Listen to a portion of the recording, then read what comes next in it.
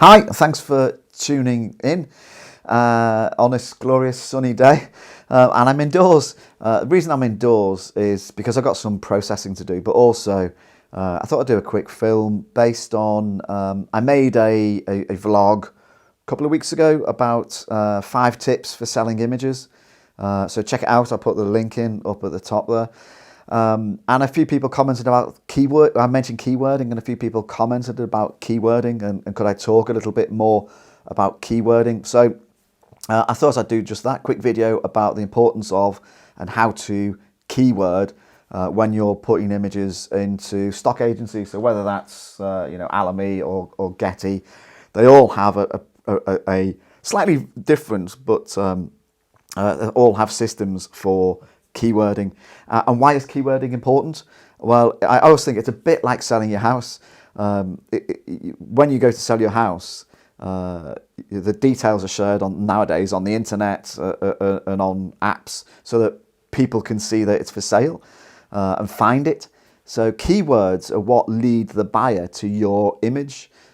So if I go to Alamy and I'm looking for an image of Conway Castle, for example, I will type Conway Castle, and the images that correspond with that keyword will come up.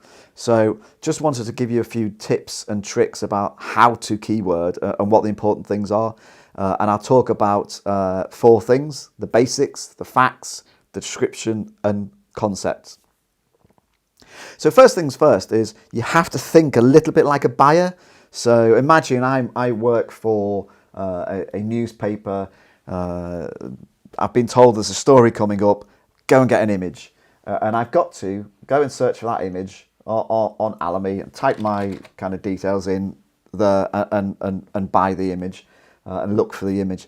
You've got to think like a buyer, and what would they be typing into that box? That search box is all important. What are they going to type into that search box to look for the image? And how can you create keywords that ensures that if you do that, if they do that, your images pop up? So first things first, basics. So the basics are really important, and that's things like location, the season, where did you take the image, what is the image of, the basics, the fundamentals. There's no point if you take an image of Conway Castle, there's no point calling it loads of other things but not using the phrase Conway Castle in the image. You've got to get the basics right. Second is facts. So facts are really important. So things like, are there people in the image? What is the weather like in the image? Is there a flower in the image? Is it a lake? Is it a mountain? Those type of things. And in a minute I'll run through some images on my computer and show you what that means. But you've got to get the facts about the image correct.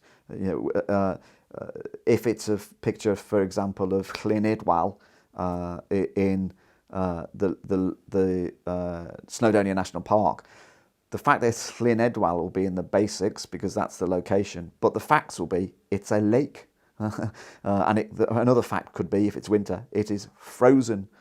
So hopefully that gives you an idea. The third thing is description. You want to describe the image. So we'll use Llyn Idwal as the example. You would describe that maybe, for example, as a picture of a lake with mountains. Or if it was a flower, you might say a wood anemone flowering in woods in spring.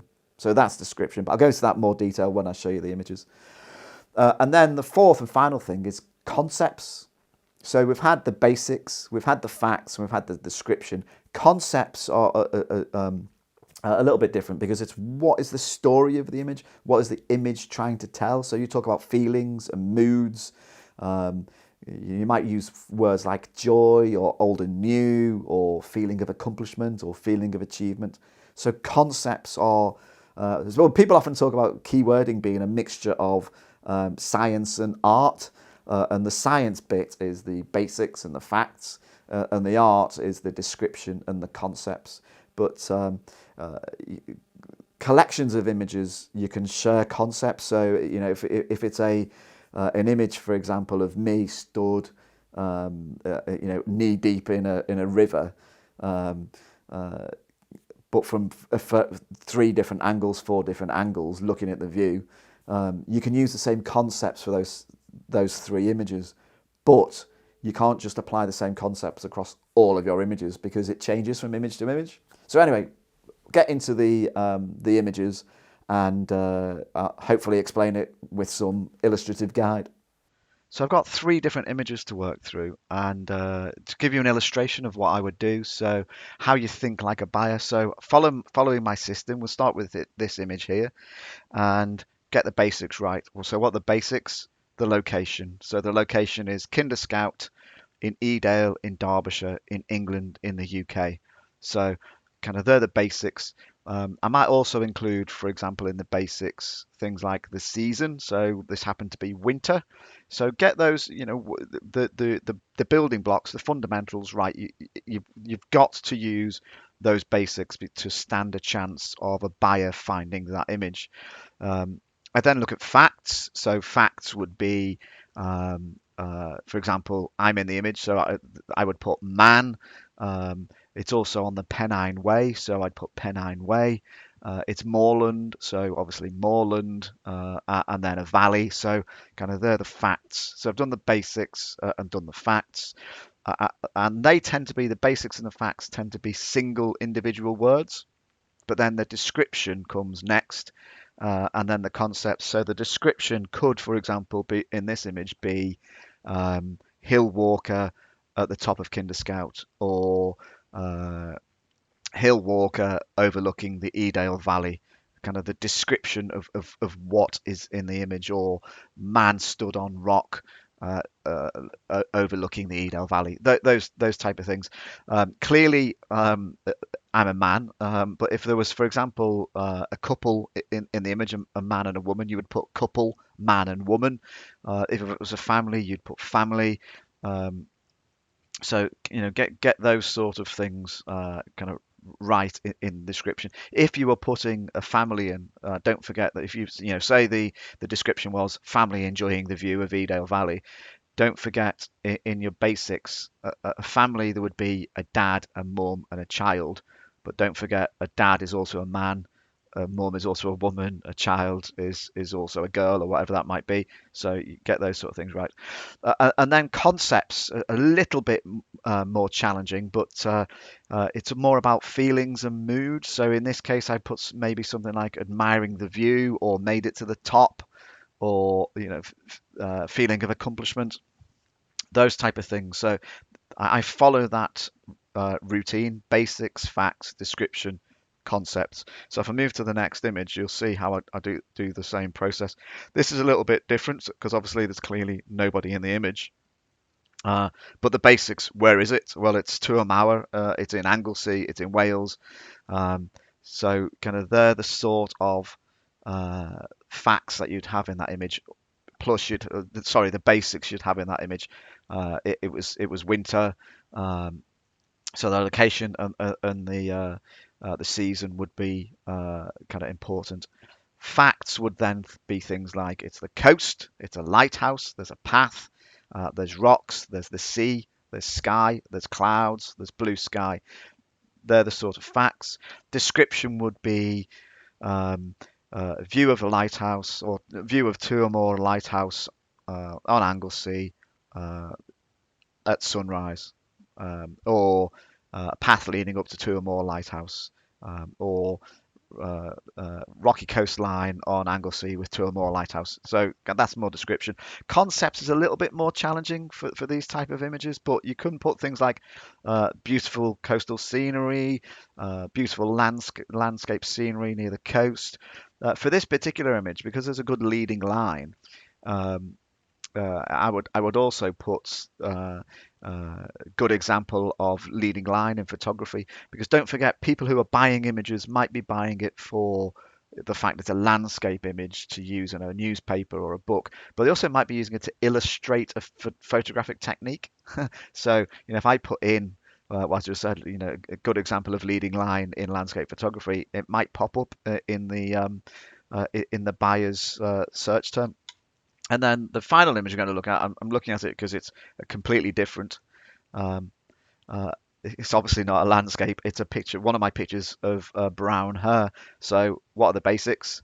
Brown hair, spring, um, single, one, those type of things. It was taken in Cheshire, so the location would be Cheshire. The basics, the facts. It's a brown hare. It's also an animal. It's a mammal.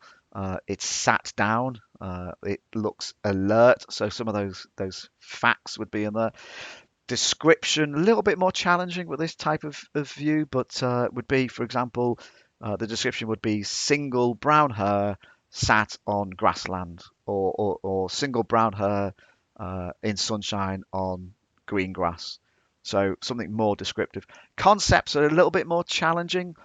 You tend to, with images of animals, you tend to anthropomorphize.